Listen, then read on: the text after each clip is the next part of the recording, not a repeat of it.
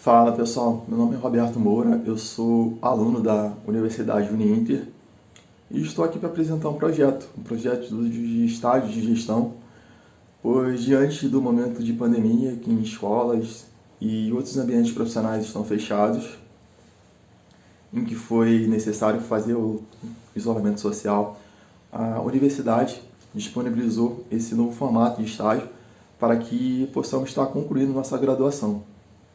E para um entendimento melhor, eu montei um material com alguns slides e vai ser isso que eu vou estar apresentando a partir de agora. Espero que vocês gostem da apresentação. Tópicos da apresentação: conceito de gestão, funções da gestão, uma prática, a ilustração para um personal trainer e uma pequena conclusão. Conceito de gestão. Segundo o dicionário da língua portuguesa, gestão significa o ato de gerenciar ou administrar, onde existe uma instituição, uma empresa, uma entidade social de pessoas a ser gerida ou administrada. Segundo Rodrigues, 2010, gestão é a forma pela qual ocorrem os relacionamentos entre as pessoas a fim de buscar objetivos comuns. De acordo com Bárbara, 2008, gestão é um grupo de atividades coordenadas usada para dirigir e controlar um grupo de pessoas e instalações com responsabilidade e poder. Os autores acreditam que gestão é um conjunto de atividades interrelacionadas que devem penetrar em todos os processos do negócio e interagir no planejamento, podendo esses processos evoluírem ou render completamente. Processo da gestão. O criador da teoria clássica da administração, Frederick Fayol, 1916, foi o primeiro que organizou o processo administrativo como sendo planejamento, organização, coordenação, comando e controle. Segundo ele, essas atividades seriam comuns em todo tipo de organização, sejam elas empresas privadas, empresas públicas ou do terceiro setor. Pat Drucker atualizou o processo administrativo por meio de duas obras. A primeira, o conceito da corporação, em 1946, e a segunda, a prática da administração de empresas, em 1954. Sendo aceito esse conceito até os dias atuais, como planejar, organizar, dirigir e controlar. E serão esses os processos que eu estarei falando a partir de agora. Processo de planejamento. O planejamento é usado com precisão para coletar informações e determinar as metas de longo e médio prazos. No plano, define-se a estratégia que a empresa deve adotar para atingir os resultados esperados. Portanto, a escolha da estratégia é a garantia de sucesso ou fracasso da empresa. Contudo, planejar é prever o futuro e garantir a decisão do momento. Processo de organização. A organização inclui a sincronização de todos os elementos relevantes e se esforçar para minimizar a carga de trabalho e aumentar a eficácia do processo. Essa etapa ocorre após o planejamento e tem como principal função mobilizar pessoas, matéria-prima e tecnologia para o resultado final.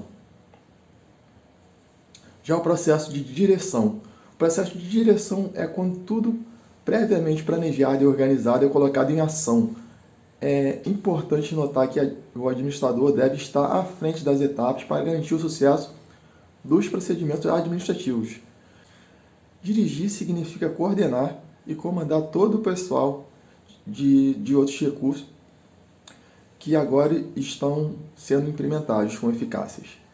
Essa execução é a fase operacional do processo administrativo, pois envolve todos os colaboradores e a liderança e o fator fundamental para o alcance do resultado proposto.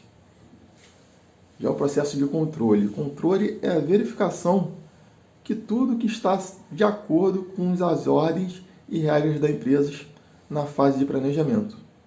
Devemos perceber que muitas vezes há muitos planos e muito pouco controle.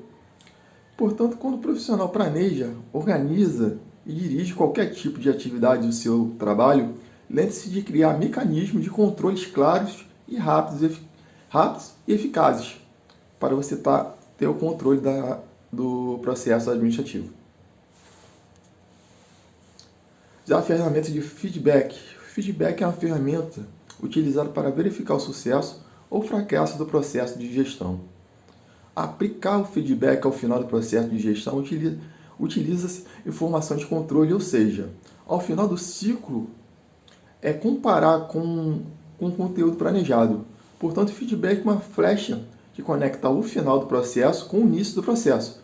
Isso significa que um processo deve ser cíclico, pois quando o feedback é usado constantemente para formar um hábito, é possível buscar melhorias contínuas do processo.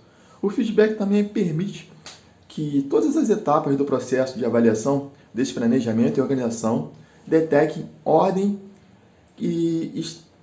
está a falha do processo administrativo. Agora a gente vai estar falando sobre o gerenciamento prático do personal training. Um dos profissionais que vem ganhando espaço no mercado de saúde e esporte é o personal trainer. Esse profissional, né, atua em uma área de educação física que vem crescendo e ganhando prestígio nos últimos anos. O personal trainer trabalha com treinamento físico personalizado, atendendo um aluno ou pequenos grupos, sempre respeitando a individualidade de cada um, e montando um programa de treinamento. O personal trainer é um profissional de fitness licenciado para a educação física, qualificado a desenvolver e prescrever programas de treinamento físicos individualizados, preferencialmente com conhecimento nas áreas de treinamento desportivo, fisiologia dos exercícios, anatomia e biomecânica do movimento. Posicionamento inicial para o personal trainer seria a academia, mas além da academia tem diversos outros segmentos de mercado a explorar o personal trainer. Ele pode ser um profissional autônomo para orientar os alunos em atividades esportivas, no parque, casa, apartamento ou até em local de trabalho. Também pode formar grupos de trabalho ou cooperativas com outros profissionais do esporte. Outra janela de oportunidade é trabalhar em hospitais, clínicas e centros de reabilitação para pessoas com deficiência motora. Negócios e assuntos legais, para o personal trainer. Para exercer a atividade de personal trainer, não necessariamente o profissional necessita realizar a abertura de uma empresa formal, tendo que vista que a maioria das pessoas que atuam nessa área funcionam como autônomos ou consultores. Contudo, caso o empreendedor queira possuir um escritório e realizar um atendimento mais personalizado aos seus clientes e funcionar em parceria com outros profissionais da área de saúde, deve-se atentar para a necessidade de regularizar a atividade. Para tanto, é importante a contratação de um contador que irá elaborar os atos para constituir a empresa e auxiliar a escolha de forma jurídica mais adequada para o seu projeto e preencher formulários exigidos pelos órgãos públicos e inscrições das pessoas jurídicas. Além disso, ele é conhecedor da legislação tributária, qual está subordinada à sua produção e comercialização. Também considerar, para você estar montando a sua empresa, também considerar o custo de aquisição de equipamentos de automação, com software de aplicativos de treinamentos e investimento, que é um investimento, e um capital de giro para você se manter no começo das suas atividades. Uma coisa bem importante também, pessoal, é a localização. As aulas podem ser ministradas em uma série de locais, como, por exemplo, os parques, clubes, academias e até mesmo a residência do cliente, caso este disponha de espaço necessário para fazer a atividade. Contudo, alguns fatores devem ser observados quando da escolha do local onde as aulas serão ministradas. A escolha do ponto comercial, a metragem necessária para você fazer as atividades, o próximo do seu público-alvo, da comodidade que ele vai ter para ter acesso, do bairro ou setor de maior poder aquisitivo, tem estacionamento, a capacidade de manobrista, de segurança, para o seu cliente. O local deve ser aprauzível. O local deve ser aprauzível e possível com área verde. Cuidar com a ventilação e a iluminação. Observação dos pontos comerciais próximos favoráveis e desfavoráveis. Sugestão de convênio ou alocação de um espaço em clubes, hotéis, centros comerciais ou centros médicos. Você está podendo trabalhar. Criando o programa para o seu cliente. De maneira geral, o personal trainer inicia seu trabalho com a avaliação física, indispensavelmente para que o treino aconteça e os serviços sejam prestados. É nesta avaliação que o professor irá conhecer seu cliente, sua constituição física, seu histórico familiar, seus objetivos, enfim, sua realidade. Estes dados são obtidos através de uma anamnese completa de diversos testes físicos e coletas de dados necessários para que se conheça o máximo de informação a respeito do avaliado. A partir desses dados, o personal irá traçar um treino específico, uma espécie de periodização, onde pautará seu trabalho para a obtenção de seus objetivos, tanto de curto como de longo prazo. Essa etapa consiste no planejamento. Agora a gente vai passar pela elaboração do programa individualizado. Após a realização da avaliação física e do planejamento, o personal passa a acompanhar e supervisionar as atividades realizadas, monitorando e realizando novas avaliações físicas junto com o cliente, dependendo das suas metas e objetivos. O personal também pode, durante essas etapas citadas, orientar seu cliente na compra de materiais, roupas adequadas, calçados ideais, etc., e equipamentos necessários para a realização do programa sugeridos. O importante é que, após um número de sessões a ser combinadas entre o personal e o cliente, seja elaborada uma nova avaliação para comparação com a inicial, bem como para a coleta de novos dados para a adequação da nova prescrição, geralmente considerado como final de período inicial. Por fim, depois das adaptações fisiológicas sofridas por cada cliente e as metas alcançadas, novo planejamento e prescrição serão efetuados. Agora a gente parte para a parte de conduzir o treinamento, que antes da sessão marcada deve-se planejar tudo em relação ao treinamento. Exercício, séries e repetições, baseados no seu plano com experiência prévia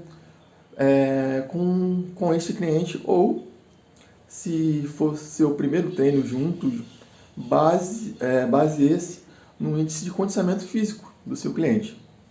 Ser flexível no seu plano, pois as circunstâncias podem requerer que você mude de todo o planejamento, né?